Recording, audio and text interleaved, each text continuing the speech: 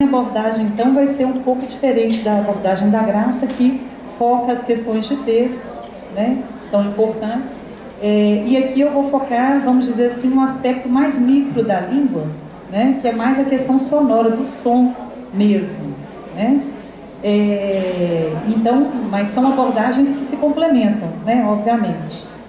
Mas queria dizer para vocês que a gente tem que ter um cuidado que ao abordar esse aspecto micro, né, a gente não pode esquecer desse aspecto, né, do que a Graça, do tratamento que a Graça deu para, né, a questão textual, que é maior, o texto e o contexto, né, aí na questão da Bíblia. Bom, então eu começo, vamos ver aqui se... eu vou começar com vocês fazendo uma, né, breve discussão aí sobre, na verdade, relembrando, porque vocês têm essa discussão também aí no PNAEC, né, na formação, sobre o que é, né, ser alfabetizado, tá? Então, relembrando aí, né, o objetivo principal do PNAEC, que é todas as crianças aos 8 anos de idade, né, estarem alfabetizadas, né, no terceiro ano do ensino fundamental. E aí, logo em seguida, né, o que então o programa vai dizer para a gente, né? Que isso significa, o que é estar alfabetizado? Né? Significa que, aos 8 anos de idade, as crianças precisam ter a compreensão do funcionamento do sistema de escrita, e aí é um aspecto, né, no qual eu vou me deter aqui hoje, o domínio das correspondências grafofônicas, né, também vou abordar esse aspecto, né? E até tem uma ressalva ali que, obviamente, a gente acaba entrando na questão da ortografia e o que, né, então é apontado aqui. Na verdade, não seria todo o domínio da ortografia. Não se espera isso de uma criança de 8 anos de idade. Aliás, nem a gente domina tudo, né? Nem nós adultos e altamente letrados, a gente não domina tudo, né? Tem, por exemplo, os casos de irregularidade, né, e que envolvem palavras menos frequentes, que a gente sempre tem aquela dúvida e consulta no dicionário. Então, o que se espera é que elas dominem, né, poucas convenções ortográficas irregulares, né, e poucas regularidades que não exijam conhecimentos aí morfológicos maiores. E eu vou, né, falar para vocês daqui a pouco um pouco melhor. E, por fim, não menos importante, e é o aspecto que a Graça, né, focou mais, a questão da fluência de leitura e o domínio de estratégias de compreensão e de produção de textos escritos. Bom, aqui, então, é para contar para vocês que o que eu vou tratar aqui é um dos aspectos, né, do que a gente poderia dizer que vão, né, compor aí na definição do que a gente considera ser uma criança alfabetizada, né? A Graça tratou mais aí do último, da questão dos textos. E dentre os 4 princípios centrais, né, lá do PNAEC, um primeiro que é apontado é esse aí, que o sistema de escrita alfabética é complexo e exige um ensino sistemático e problematizador. Bom, então, pegando aí esse gancho todo, né, eu vou começar tratando com vocês essa questão fundamental, né, da aprendizagem da escrita, e que aí, até eu, quando comecei a estudar, né, sobre alfabetização, ainda na graduação, tive uma disciplina que se chamava Alfabetização Linguística, e eu me lembro que o professor, né, logo, né, falou no início da disciplina, olha, a alfabetização tem tudo a ver com som, com sonoridade, e eu pensei, mas como assim, né, tem a ver com som? Ensinar a escrever e a ler tem a ver com som. Naquele momento eu ainda não entendia, né, qual que era a relação. Né, hoje, então, a gente, né, sabe muito bem, aí é que eu vou tratar com vocês, principalmente, um dos eixos da alfabetização, que vocês bem conhecem, é o eixo da apropriação do sistema de escrita. Esse eixo, né, fundamentalmente, né, e um eixo aí que está muito ligado ao que, né, a professora Magda Soares vai chamar da especificidade da alfabetização, né, está muito ligado, vai trabalhar muito com essa questão aí do princípio alfabético da escrita, né? Então, para a criança ser alfabetizada, na nossa língua, na língua portuguesa, que é uma língua que tem um sistema de escrita alfabético, né, ela vai ter que dominar esse princípio. E o que é esse princípio? Eu estou colocando ali, né, de maneira menos técnica, que é a relação som e letra, mas vocês já devem ver muito aí, até na própria formação, a questão que, na verdade, é fonema e grafema, mas para a gente entender por enquanto, né? Seria o domínio aí dessa relação som e letra.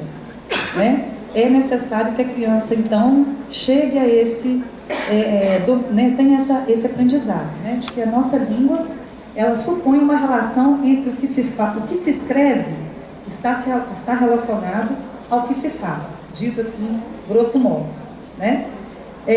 Então, assim, se a gente escreve uma palavra simples, como sala, né? Se a gente escreve com S-A-L-A, exatamente nessa ordem, é porque na fala eu utilizo sons, tem a ver, né, com a questão de que na fala eu utilizo vou falar aqui de uma maneira, gente, que não é nada natural, né? É bem da aula de fonética e fonologia, do linguistiquês, um pouco linguistiquês, né? Mas é que vocês vão perceber mesmo, que não é natural. Que é o seguinte, como é que seria se a gente fosse, então, por que eu escrevo essas letras desse jeito e nessa ordem? Porque quando eu falo sala, eu falo S-A-L-A, esses sons, né? Nesta sequência exatamente. E esses sons, o som S, nesse caso, nesta palavra, vai ser representado pela letra S. O som A, né, a vogal A, vai ser representado pela letra A. Vamos falar o Lê, né? Lê, o som Lê, vai ser representado pelo L, nessa palavra. E é exatamente nessa ordem, né? Bom, dito assim, né, isso é fundamental da gente entender. Vejam vocês que não é tão simples da gente adulto, né, compreender isso. Imagina isso para uma criança, essa abstração, né? E também, porque, como eu disse a vocês, essa relação do som, a gente não fala os sons de maneira separada, né? Na língua, quando a gente fala, então é o que eu falei para vocês, a gente fala sala e não sa-a-la-a. Não é assim que a gente fala, né?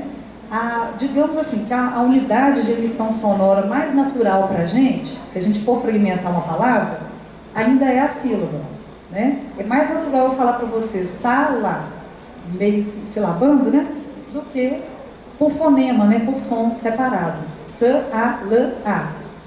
E isso é interessante, que aí a gente vai relembrar um pouquinho aqui também dos níveis de escrita, né? Também vocês bem conhecem aí da propostas pela Emília Ferreira e Ana Peteroski, em que é muito interessante que você tem, a gente pode até falar, né, de uma frase que é pré-silábica, depois silábica, né? E aí sim, pós-silábico também, que aí vai ser o alfabético e tal, né, até o domínio da ortografia. Mas vejam vocês então que não é à toa, né, gente, que as crianças aí nesse processo de aprendizagem da escrita passam por esses níveis. Não exatamente todo mundo vai passar igual, né, claro, nem por todos e da mesma maneira, né? Inclusive às vezes, isso aqui também, às vezes a mesma criança, você, por exemplo, ao fazer um ditado, como um diagnóstico, né, às vezes você nota que ela está em algumas palavras, ela já está mais alfabética, em outras ela ainda está um pouco silábica. Isso às vezes varia até dentro da mesma criança, né, digamos assim. Mas é bem interessante né, essa proposta para a gente observar. Você tem lá um período pré-silábico, né, em que você tem uma diversidade também aí de ocorrências, né, do que as crianças podem fazer nesse período. Desde, né, desenho, né, gente? Você pede, ali eu estou colocando, por exemplo, a escrita da palavra chuva. Então você tem desde a criança que vai desenhar, né, aí faz uma nuvenzinha com os pinguinhos ali, né, até a criança que vai escrever, né, vamos dizer, letras aleatórias, né, e vai ter como o princípio a quantidade de letras também. Para escrever tem que escrever muitas letras, né? Você pediu para escrever chuva e ela escreveu aquilo ali, né? Ali eu estou até supondo uma criança que chama Paulo. Às vezes tem relação com o repertório de letras do nome dela, né, de outras letras que ela conheça. Então a gente vai ter uma diversidade muito grande nesse período silábico.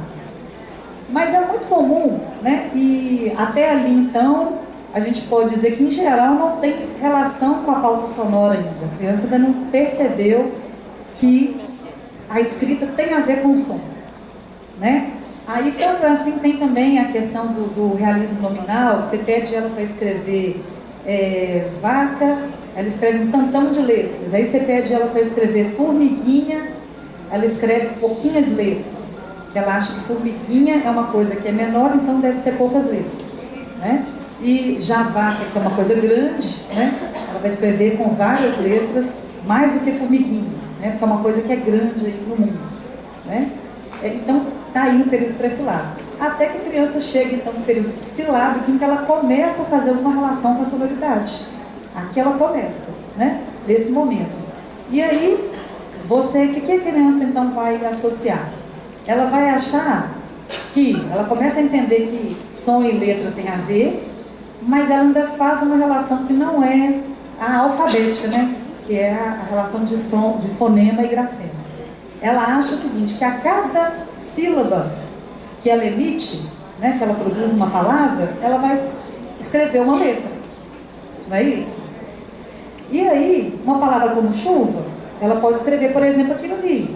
O X e U, por exemplo, né? O IA, VA, por aí vai. Né? As possibilidades que com alguma relação até com a pauta sonora. Como ela pode também escrever letras, vamos dizer assim, aleatórias, que não têm relação com a pauta sonora. Mas que a gente percebe que ela, num conjunto de dados dessa criança, você pode perceber que ela pode estar assim no período silábico, que ela está fazendo uma correspondência de a cada letra que ela escreve é uma sílaba da palavra. Né? Bom, ali, não vou ficar detalhando cada estágio, mas você tem os estágios intermediários, como eu disse para vocês, que não é tão simples, tão assim, né, categórico, né, essa definição. Né? Às vezes também as crianças vão passar por um período intermediário, entre o silábico e o alfabético. Eu acho que eu vou até falar do alfabético já, que aqui é um momento muito importante. Né? Também o silábico mas o alfabético é fundamental, porque aqui é quando ela se apropria do princípio alfabético da escrita. Né? Quando que acontece isso? Quando então ela dá esse pulo, né, gente? Percebe que eu vou escrever as letras, o número de letras que eu vou escrever não tem relação com o número de sílabas que eu falo. Tem relação com o número de sons. Estou falando sons ainda, né? Na verdade é fonemas, né? Mas sons que eu emito. Né? Então, chuva, quantos sons que eu falei? Né? Dizendo aqui para vocês ainda, como eu disse, né? No fonetiquês, né? Seria ch, u, v, a. Chuva são 4 sons. Né? Então, quando a criança escreve daquele jeito ali, chuva, já com X, U, V, A, já está uma maravilha, né, gente? Agora, ali a gente já pode começar, assim, né, a comemorar, claro, né, todo o processo, mas ali a gente sabe que atingiu o alvo ali dela perceber a questão do princípio alfabético. É exatamente isso. Né? O número de sons, o número de letras que eu escrevo está relacionado ao número de sons que eu produzo na fala. Bom, então, atingindo esse momento, agora a gente passa para outra etapa, né? Para a próxima etapa, que aí começa todo o nosso trabalho também, que é a questão da ortografia. Que aí a gente vai contar para a criança que sim, vai funcionar bastante, muitas palavras, isso aí que ela aprendeu, né? Que o número de sons e tal. Mas às vezes a gente tem situação, como da palavra chuva, que você fala, você tem mais letras e vai ter menos som. Né? Você, no caso, aí você tem dígrafo, CH, né? Que na realidade, que é o próprio conceito de dígrafo, 2 letras. São 2 letras que representam apenas um som. Né? Então o CH ali está representando o som che. Né? E aí, mas aí, quer dizer, no princípio alfabético, ótimo, que ela escreveu com X. Só que agora ela vai ter que descobrir, então, que existe ortografia e por questões etimológicas, a palavra chuva não é com X, né? Vai ser com CH, porque veio do latim e tal. Aí começa todo o nosso ensino de ortografia, né? Mas vejam, aqui é só para a gente refletir isso, essa questão, digamos, da relação aí da oralidade com a escrita, né? Que já começa na própria origem do princípio alfabético. Né, do sistema alfabético, sistema de escrita alfabético nosso, né, na nossa língua, que é uma língua alfabética. Outras línguas, como línguas ideográficas, igual né, as línguas orientais, é outra história. Né? Mas a nossa língua, ela tem esse princípio da relação som-letra, né, dizendo ainda de maneira menos técnica. Bom, e aí o que eu estava, né, falando com vocês, dessas... que eu estava dizendo, a gente entra mesmo nesse ponto aí da especificidade da alfabetização, que são as relações fonema-grafema. Que na nossa língua, né, essa relação, digamos, entre som e letra, sons e letras, né, essa relação, ela não é tão transparente, né? O que quer dizer isso? Isso quer dizer que não é sempre que eu falo com um som, né? Por exemplo, toda vez que eu falo o som sh numa palavra, como chuva e como chale, por exemplo, né? Daí vocês já podem imaginar na cabeça de vocês a grafia, né? Chuva e chale, falei o mesmo som inicial. No entanto, ao escrever, eu vou representar com letras diferentes, não é isso, gente? Por questão da ortografia, né? Isso mostra pra gente que a gente não tem uma correspondência que a gente chama de bionívoca, né? O tempo inteiro, em todas as situações, em que cada letra vai representar apenas um só som. Não é assim na nossa língua, né? Aliás, na maior parte das línguas. Em geral, há sempre, né, há várias relações. E aqui eu vou apontar para vocês algumas, né? Tudo bem, a gente tem relações bionívocas, por exemplo, com as letras P e B, né? Essas letras, o P sempre vai representar o som P em palavras como pai, campo, né? Campo, sempre o som P, tá? Assim como o B também, né? Que vai sempre representar, a letra B sempre representa o som B, né? Então, em palavras como bala ou bombom, né? Sempre. Então, a relação aí a gente chama de bionívoca, né? Porque ela é de um som para uma letra, sempre. A gente tem outros, né? Outras letras também, tem o F, o V, o T e o D, que também apresentam essa relação. Mas a gente tem relações, como eu estava falando agora aqui, da própria letra X, né? Em que a gente tem, por exemplo, uma letra representando vários sons. Então a gente tem ali, né? Por exemplo, a letra X, que pode representar o som X, numa palavra como xícara, o som Z, em uma palavra como exame, o som C, em uma palavra como expectativa, ou, por exemplo, máximo, né, também, e o som C, né, numa palavra como tórax, né? Bom, então esse é um outro tipo de relação. E mais um tipo de relação, vamos dizer assim, um pouco mais complexa, né? Essa aí é das mais complexas mesmo que a gente pode ter no nosso sistema de escrita, que é um som representado por várias letras, tá? Então é o caso ali do som C, né, vamos chamar assim, o som C, que pode ser representado por pelo menos 9 formas gráficas, 9 letras, né, ali no caso dígrafos também, tá? Então você tem o S, né, gente, na palavra sapo, é o som C no início. Você tem o SS na palavra massa, também o som C, né? Tem aí o SC em nasce, S cedilha em desça, SC em excesso, C em cedo, cedilha em maçã, X em expectativa e Z em paz. Vocês estão vendo porque, eu até costumo brincar, porque a ortografia é uma coisa que nós vamos morrer sem saber? Né? Assim, claro que a gente espera, né, inclusive das próprias crianças e tudo, já no ensino fundamental, que elas já dominem bem assim, as regularidades, os casos de regularidade. Como vocês viram, até os casos de irregularidade também, alguns casos, né?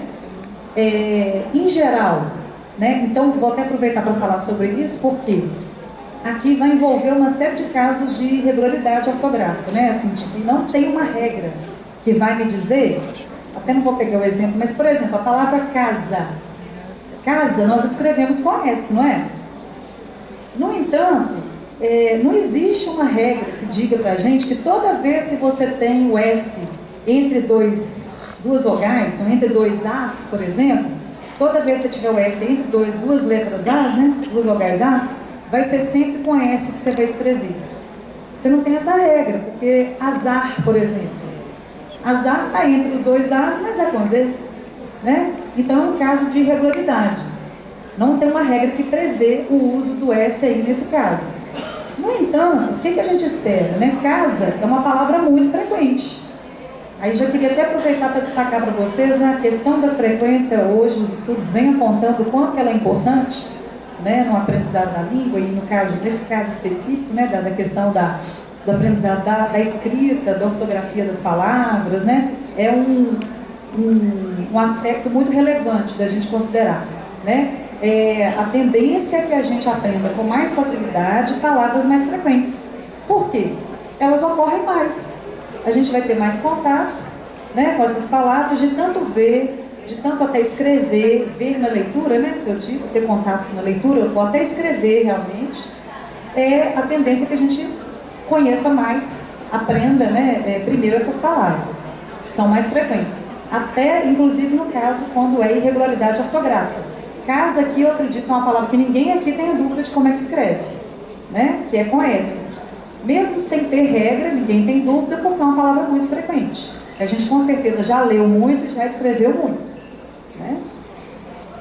Bom, passando para frente, aqui eu vou só fazer com vocês, trouxe uma definição de oralidade que, né, assim, é um recorte, na verdade, né? Estou aqui trazendo uma definição de um autor, né, do dicionário, que é o autor Tresk, né, Dicionário de Linguística e Linguagem, que ele vai focar aqui, que é o aspecto que eu vou tratar com vocês, né? Essa aqui não é a única definição, né? E ela dialoga também com o que a Graça falou, né? E na verdade eu trouxe mas eu fiz também um recorte aqui para o que eu quero tratar, né? Que o Tresk vai falar o seguinte: o que é a oralidade? A maestria na capacidade de falar e escrever. Desculpa, de falar e ouvir, né? A Graça trabalhou com a gente isso aqui na questão do texto, né, como a gente viu, do texto e do contexto. As habilidades orais podem ter uma profunda importância, e isso não só para fazer discursos políticos e vender aspiradores de pó, né? Aliás, até é bom destacar, né, que assim, é mais recente esse tratamento da oralidade no ensino, né, mas ele é realmente muito importante, que a gente vai precisar dessa oralidade, obviamente, a gente precisa, né, do desenvolvimento da oralidade. Tanto nas situações cotidianas quanto em situações públicas e formais, né, como a Graça mesmo apontou aqui, a diversidade de gêneros, situações de comunicação em que a gente tem que se utilizar, né, de gêneros textuais da oralidade. E aí, né, um recorte ainda dessa definição, os sociolinguistas e os linguistas antropológicos descobriram que as habilidades orais são altamente valorizadas em muitas sociedades e podem ser motivo de muito prestígio. Bom, aí, gente, que a definição é muito grande, ele vai contando, dando exemplo, eu vou resumir, porque vai continuar, eu só quis trazer para lembrar com vocês que, de fato, né, assim, em todas as sociedades, a oralidade é de suma importância. A gente, como já falava, né, o Marcus, a gente passa, né, grande parte do nosso dia utilizando a fala, né? Se a gente olhar, às vezes a gente pode, apesar, claro, né, a questão da nossa sociedade, da cultura escrita, que também é muito grande, mas a gente passa boa parte do nosso tempo falando, né? E isso, ao mesmo tempo, né, algo que a gente não pode ignorar é o que a gente chamaria de avaliação social, né, aí da linguagem, da língua, né, que perpassa isso aqui que o autor está falando, né, que nas sociedades em geral a fala, né, dependendo, ela pode gozar, né, de grande prestígio, mas também de o que a gente chama também de estigma, né, também dependendo como se manifesta, né, a questão da habilidade oral também pode sofrer estigma. E aqui, né, o que eu vou tratar com vocês, eu vou falar um pouquinho, aproveitando isso aí, porque tem uma relação então com a questão da variação linguística, né, então eu vou tratar um pouquinho com vocês aí desse trabalho da oralidade, considerando a questão da variação linguística, né, pegando aí esse aspecto. Ora, e a relação com a escrita, né? Olha, a gente sabe que há, né, diferentes formas sonoras, né, vamos dizer assim, já, que estão em variação na oralidade e que na ortografia, na escrita ortográfica, vai se manifestar em uma única forma. Então, pegando ali como exemplo aquela palavra ali, carta, né? Carta, pela ortografia, a ortografia estabelece geralmente uma única forma, né, gente, de escrita para as palavras. em geral, né? Mas a gente tem lá escrita com a palavra carta, que, né, então está adicionalizada dessa forma. Mas para essa forma escrita, nós não temos uma só forma sonora. Nós temos variadas formas, né? Tem o que a gente chama de variantes, né, para essa forma.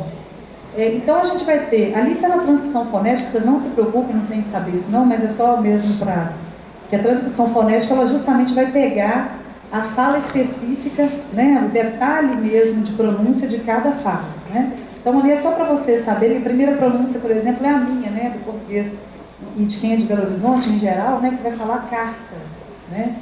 Esse R que sai, digamos assim, aqui da garganta, né, sai na verdade aqui das cordas vocais, né, tem essa parte do que a gente chama de como de Adão, de gogó, né? Então é carta, é um R assim, sopradinho, mais suave. Depois a gente tem ali, que é até da região onde hoje eu moro, né, em Lavras, você tem a pronúncia desse outro R que é carta, né, mais ou menos, e acredito que tem falantes desse R aqui, né, carta. O terceiro R é um R que é mais do Rio de Janeiro, né, no norte também, no nordeste tem a presença maior desse R, que é um R que está, vamos dizer assim, próximo da campainha, sabe aquela que a gente chama de campainha, na boca, né? A gente produz próximo disso, né? Mas é mais por falantes do Rio de Janeiro, que é um R assim, carta, um pouco mais arranhado, sabe? Vocês entenderam, né? Carta. Então o mineiro vai tender a falar carta, o carioca vai tender a falar carta, né? Assim vocês entenderam, mais ou menos.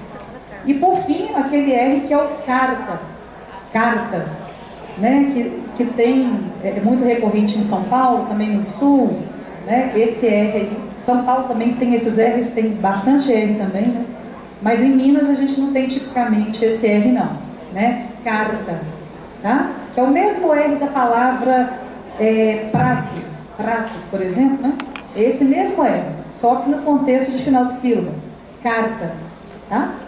Então vejam vocês o seguinte, e aí a gente até pode fazer uma reflexão sobre a ortografia, que é interessante, que é o seguinte, para aquelas variadas formas de falar, vocês já pensaram se a gente tivesse assim um cartório de cada lugar, uma pessoa que chama Carla, lá no sul, em Porto Alegre, por exemplo, ia escrever de um jeito, né? A Carla aqui em Belo Horizonte seria de outro, no Rio seria de outro, se a gente tivesse...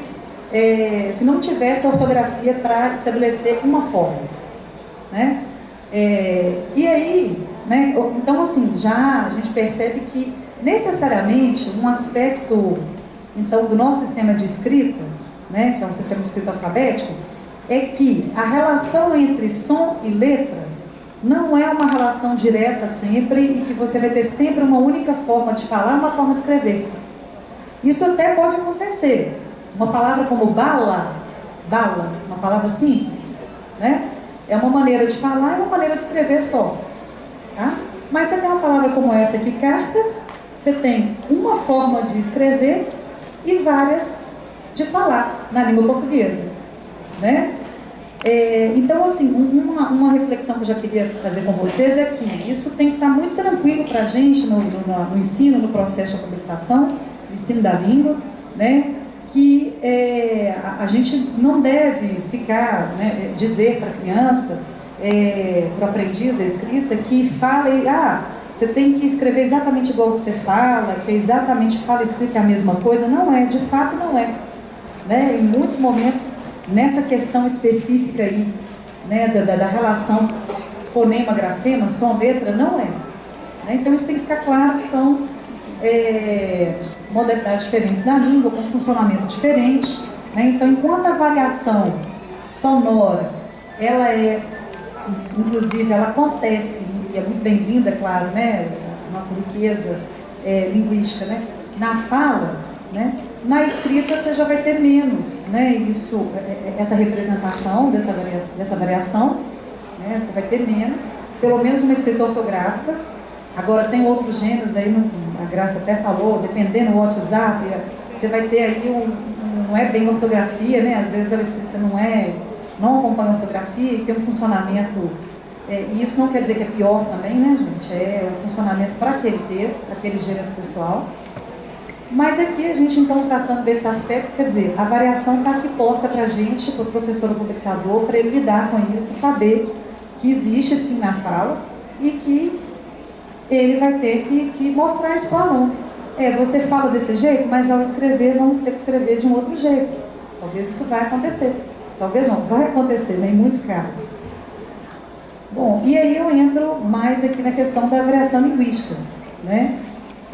A gente tem que lembrar que no processo de aprendizagem, né, da criança aí, da escrita, o que é que ela leva consigo? É um sólido conhecimento fonético, sonoro, né, do som. Por quê? Na realidade, né, quer dizer, a criança que chega hoje, né, pelo menos aos 6 anos de idade, que ela chega à escola, a gente considera o seguinte, que o período de aquisição da linguagem, e aí a gente considera a aquisição, né, oral da língua, né, ele se dá até os 5 anos de idade. Isso quer dizer que quando uma criança chega à escola, ela não chega à escola sem saber português. Ela já chega sabendo português. Só que esse português é o português, inclusive que é a língua mesmo, oral. Na sua modalidade oral. E, quer dizer, e assim, obviamente também, né, em geral, ela vai apresentar um conhecimento de situações de fala mais íntimas, né, como a Graça apontou para a gente aqui, que a escola também vai ter, não é também que a escola não tem mais que trabalhar com oralidade, né? Ela ainda tem, vocês viram aqui pela apresentação da Graça, que ela tem muito trabalho pela frente, né? Mas a criança chega com um conhecimento maior mesmo da oralidade. E, claro, falando também da questão do letramento da escrita também, ela já tem, né, um conhecimento muito grande sobre o mundo da escrita e tudo mais, mas não, em geral, não desse aspecto da questão do eixo da apropriação do sistema de escrita, né? Do princípio alfabético, né? Ela não chega com esse domínio geralmente. Consequentemente, o que a gente vai ver? E até com isso que eu venho, né, trabalhando nas minhas pesquisas também na universidade, né? Ultimamente tenho me detido, tem um projeto que é Fenômenos de Fala na Escrita, né? Na aquisição da escrita. E aí, o que a gente vai ver na escrita? Vai ver aquilo ali, né, gente? É muito comum. Né? Fenômenos da fala, da oralidade, que se refletem na escrita. Então, uma palavra como tomate, que aliás a gente fala assim mesmo, né? Tomate, eu pelo menos falo assim, né? A criança, por exemplo, vai tender a escrever com o U, né? Essa vogal aí que a gente chama de pré-tônica.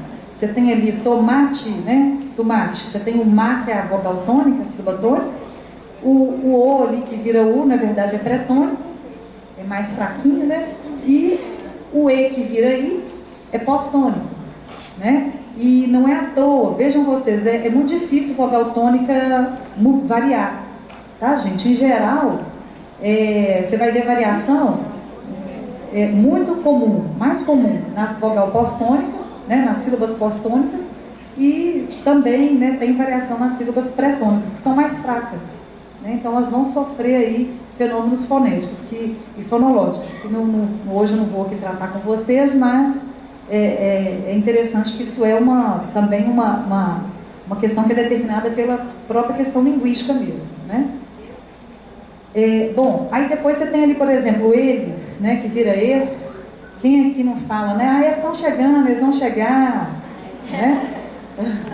Quem também não usa óculos aqui, tá? Especialmente quem usa óculos, né?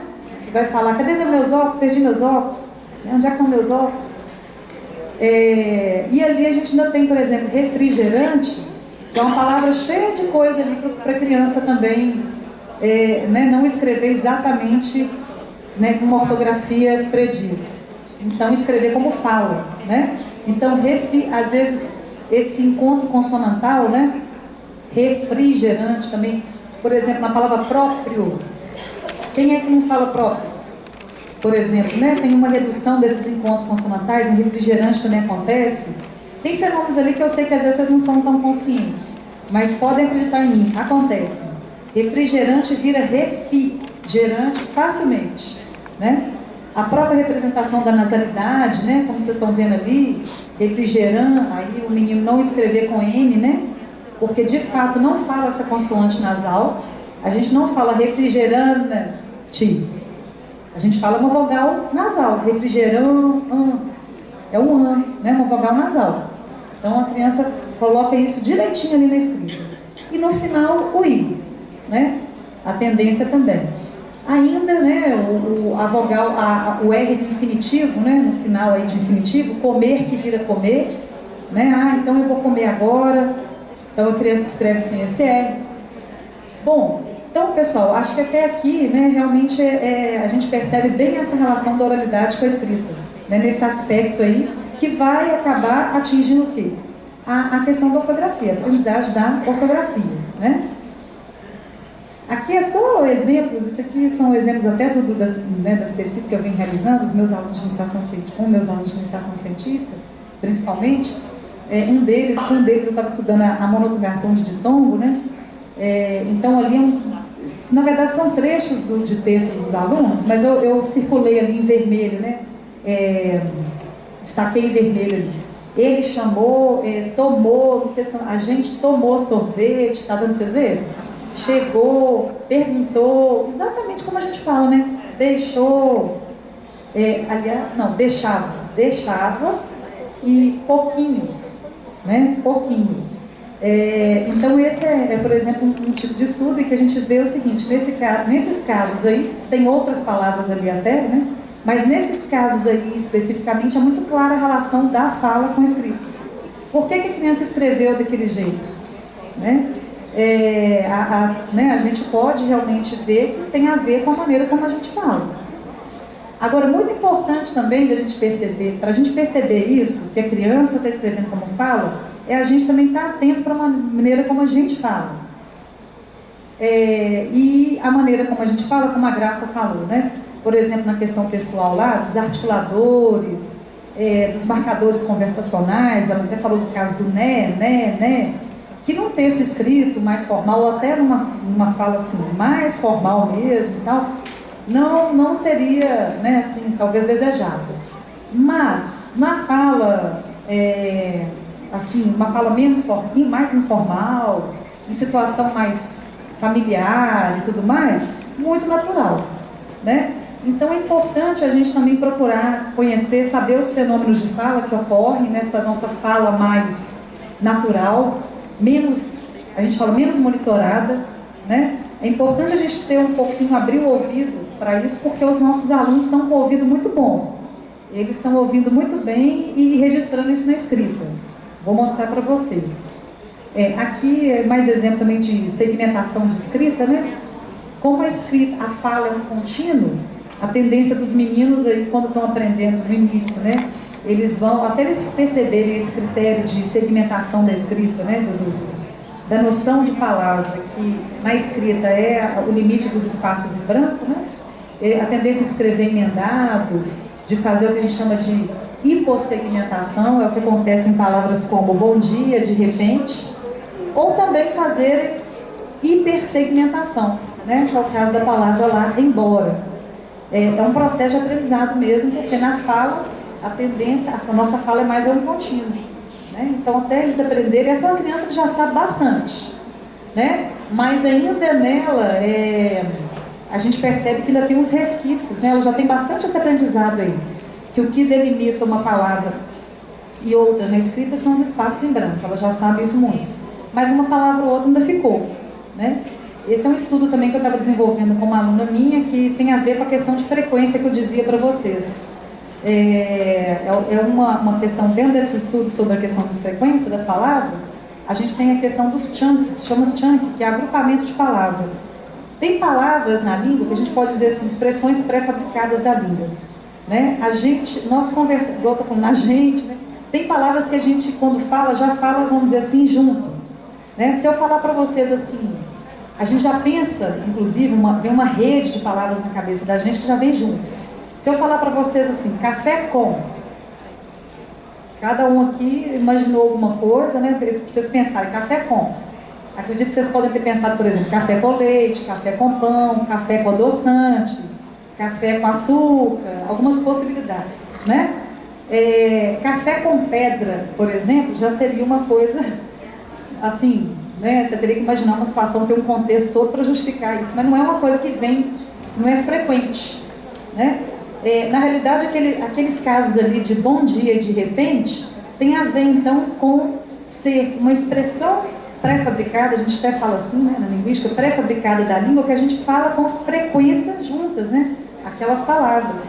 Então é por isso que essa criança aqui já apresenta um domínio muito grande, né, da segmentação da escrita, mas ainda fica esse resquício.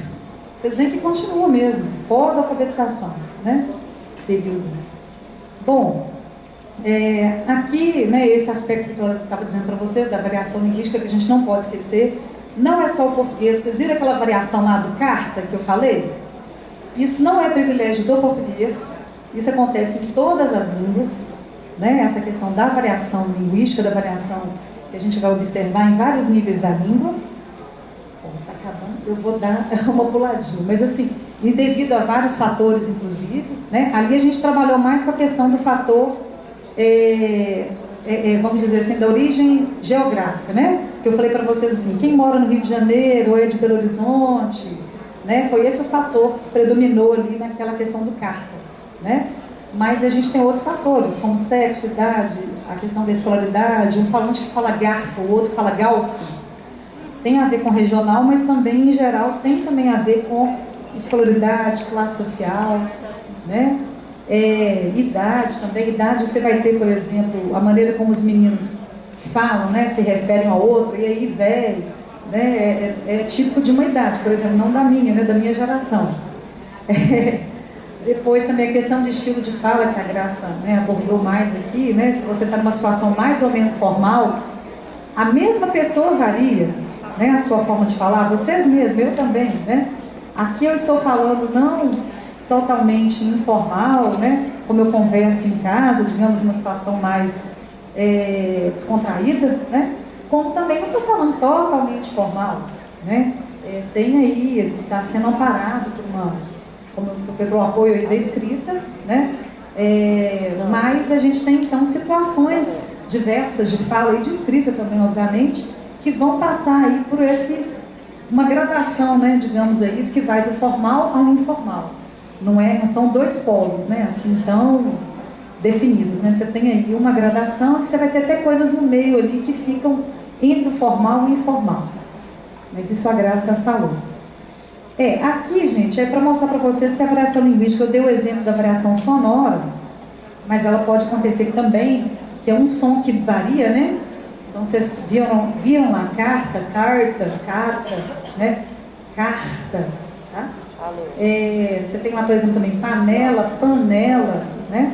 Essa variação aí na fala, por exemplo, aqui em Minas, em São Paulo, já mais ao norte, né? Bahia, Nordeste, você vai ter panela, essa nasalização. Banana, né? Exatamente. Então isso aí, a variação é no som, né? No som específico, no fonema específico. No entanto, você pode ter uma variação que pode até, vamos dizer assim, mudar a palavra inteira, né? Que é essa variação no léxico, pra vocês entenderem melhor no vocabulário, né? A gente tem ali, por exemplo, aqui em Minas a gente fala mandioca, mas se você já vai ali para o Nordeste em geral, você já vai ouvir macaxeira, né?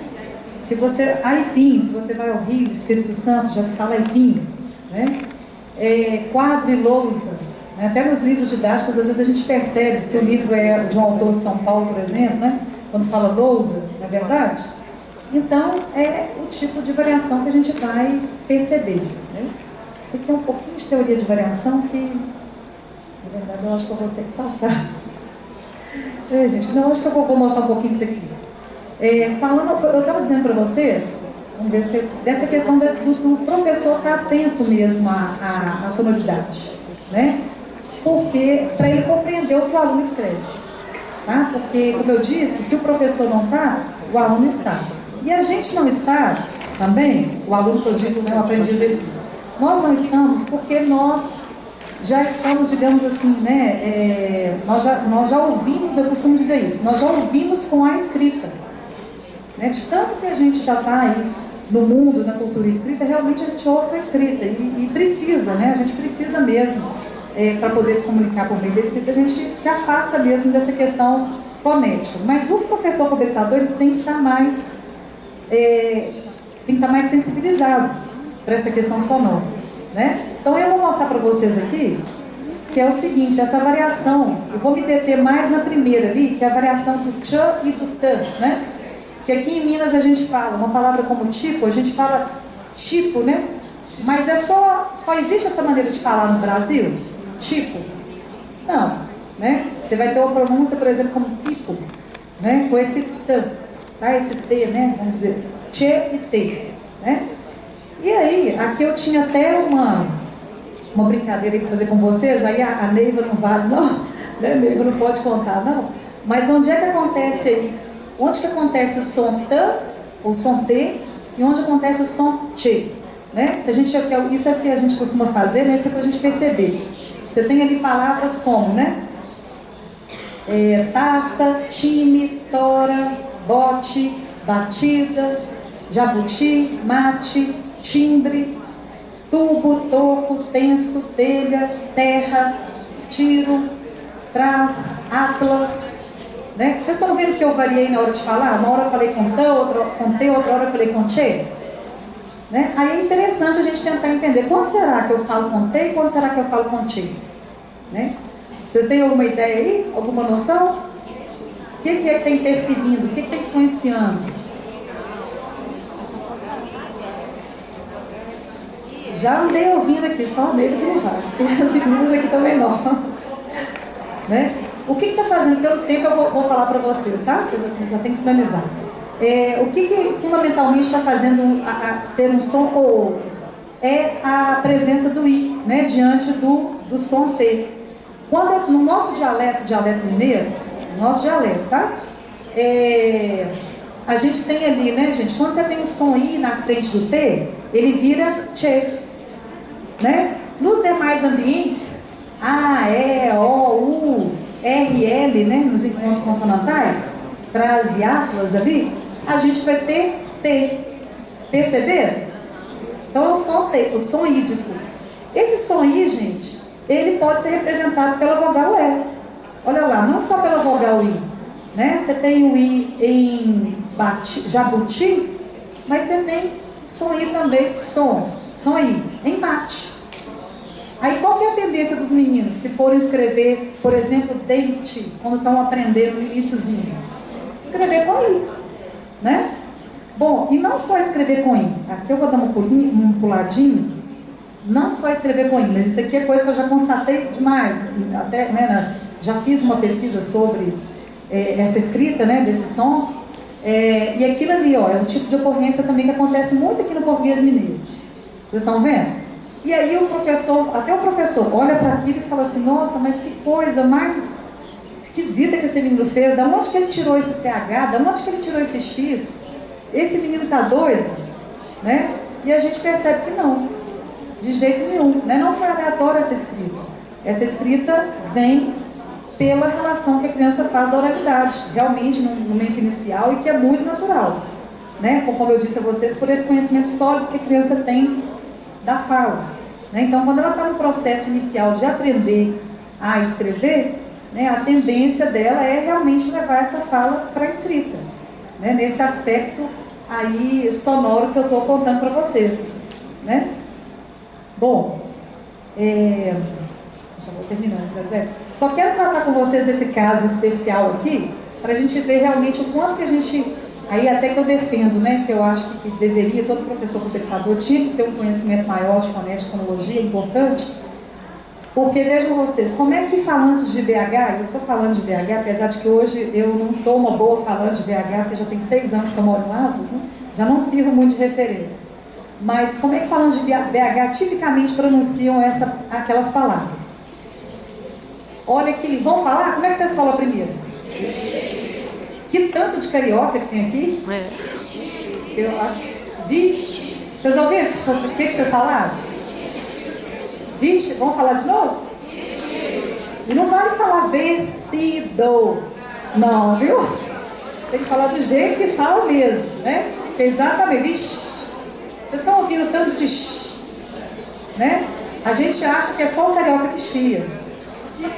A gente também chia. Mineiro também chia. Viu? E a gente chia exatamente... Assim, eu teria explicação linguística toda para dar para vocês, mas hoje, né, não cabe. mas tem uma razão sim, né, a gente vai sempre chiar o som C quando ele estiver no final da sílaba igual vestido e diante dele tiver o som ch.